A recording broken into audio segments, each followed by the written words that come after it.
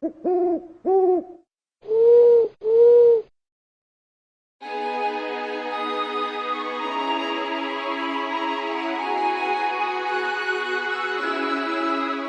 όνομα Λικούργος είναι γνωστό σε όποιον ασχολείται έστω και επιφανειακά με την αρχαία ελληνική ιστορία. Ήταν ο μυθικός νομοθέτης της Σπάρτης, ο άνθρωπος που έθεσε τις νομικές και πολιτικές βάσεις για να κάνει τους Λακεδαιμόνιους τον πιο διάσημο πολεμικό λαό του πλανήτη και τους θεσμούς της πόλης σταθερούς για αιώνες. Όμως πιστεύουμε ότι αντίστοιχη φήμη αξίζει και ο Λικούργος ο Αθηναίος, πολιτικός και ρήτορας του 4ου αιώνα. Ο Λικούργος, γιος του Λικόφρονα, γεννήθηκε το 390 π.Χ. από το αριστοκρατικό γένος των Αιτεοβουταδών. Ακολουθώντας την οικογενειακή παράδοση, έγινε ιερέας αφιερωμένος στην Αθηνά, τον Ποσειδώνα και τον αρχαίο βασιλιά Ερεχθέα. Παρότι ανήκε στην αριστοκρατική τάξη, ο Λικούργος ήταν πιστός στη δημοκρατία. Ο παππούς του, επίσης Λικούργος, είχε εκτελεστεί από το καθεστώς των 30 τυράννων.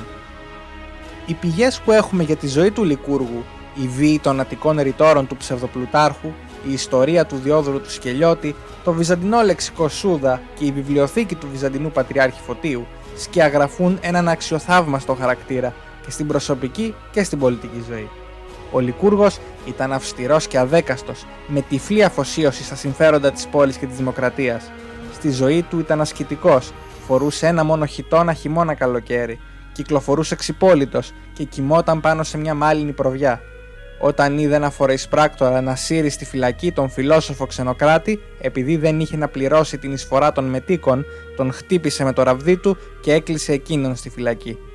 Όταν η ίδια του η γυναίκα παραβίασε έναν από τους νόμους που εκείνος είχε προτείνει στην εκκλησία του Δήμου, ο οποίος απαγόρευε στις γυναίκες να πηγαίνουν με άρματα στα ελευσίνια μυστήρια για να μην κάνουν επίδειξη πλούτου, ο Λικούργος πλήρωσε παραπάνω πρόστιμο. Όταν οι αντίπαλοι του τον χλέβασαν, εκείνος απάντησε πως «με έχετε δει μόνο να δίνω, αλλά ποτέ να παίρνω». Ο Λικούργος ήταν από τους βασικούς ηγέτες της αντιμακεδονικής παράταξης της Αθήνας μαζί με τον Δημοσθένη. Για τον λόγο αυτό, μετά την καταστροφή της Θήβας το 335, ο Μέγας Αλέξανδρος απέτησε από τους Αθηναίους να του τον παραδώσουν, κάτι που αποτράπηκε από τη μεσολάβηση του Φιλομακεδόνα ρήτορα Δημάδη. Από το 338 ο Λικούργος εκλέχθηκε υπεύθυνος του Θεωρικού Ταμείου της Αθήνας και από αυτήν τη θέση έφερε μια εντυπωσιακή ανόρθωση της πόλης.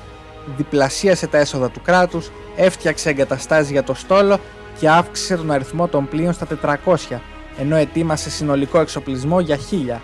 Διέταξε να κατασκευαστούν 50.000 βέλη και γενικά κατέστησε ξανά την Αθήνα υπολογίσιμη στρατιωτική δύναμη.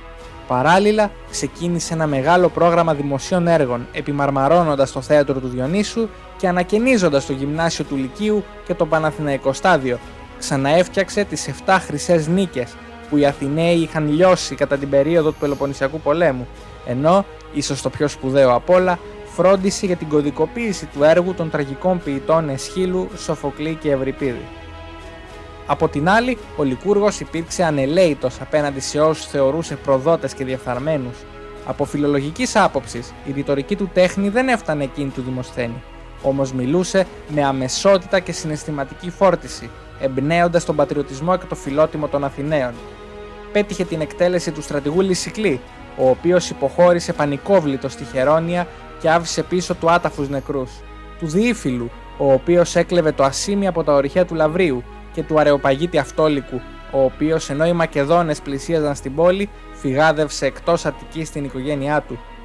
Οι αρχαίοι έλεγαν πως ο Λικούργος όταν έγραφε ένα δικαστικό λόγο δεν βουτούσε το καλάμι του στο μελάνι, αλλά στο αίμα.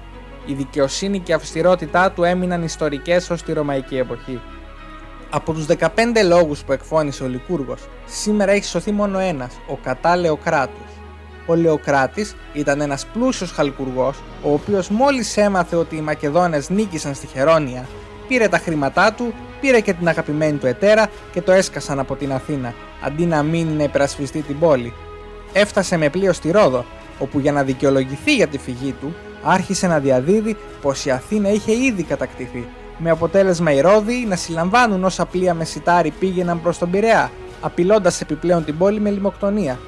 Ύστερα από χρόνια που ζούσε στη Ρόδο και στα Μέγαρα, ο Λεοκράτης επέστρεψε στην Αθήνα.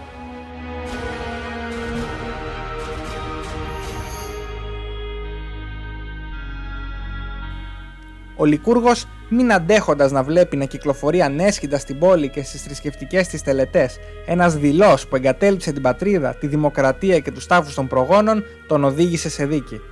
Το πρόβλημα ήταν πως ο νόμος που τιμωρούσε με θάνατο όσους έφευγαν σε καιρό πολέμου είχε ψηφιστεί μετά τη φυγή του Λεοκράτη, άρα τυπικά δεν είχε κάνει κάτι παράνομο.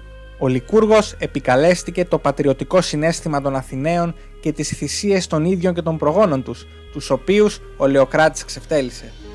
Φέρνοντας το παράδειγμα των μαραθωνομάχων, των αρχαίων βασιλέων της Αττικής, ακόμη και των Σπαρτιατών στις Θερμοπύλες, ο Λικούργος έδωσε ένα συγκλονιστικό ρητορικό λόγο προς τιμή της αγάπης και της ευθύνης του πολίτη προς τους γονείς, τους νεκρούς, την πόλη και τη δημοκρατία.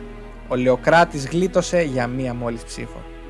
Στα νεότερα χρόνια, ο λόγος κατά Λεοκράτους αγαπήθηκε ως το κατεξοχήν κείμενο που θα δίδασκε στους νέους τη θυσία για την πατρίδα και την ελευθερία και ως τέτοιον τον εξέδωσε το 1824 ο Αδαμάντιος Κοραής, ελπίζοντας να εμπνεύσει τους αγωνιστές της Επανάστασης εναντίον των Τούρκων. Όταν ο Λικούργος πέθανε το 324 π.Χ., οι Αθηναίοι τον τίμησαν με χάλκινο Αδριάντα. Ο Αδριάντας όμως αυτός χάθηκε και έτσι δεν γνωρίζουμε πως έμοιαζε εμφανισιακά ο Λικούργος.